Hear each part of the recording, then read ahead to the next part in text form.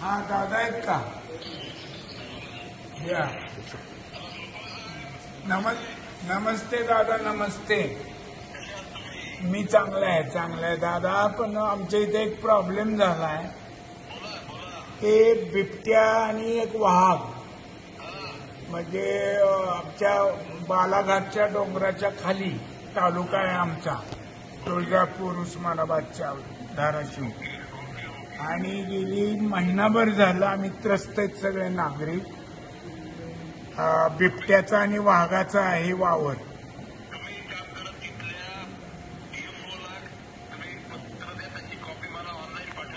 जी, thank you दादा, thank you.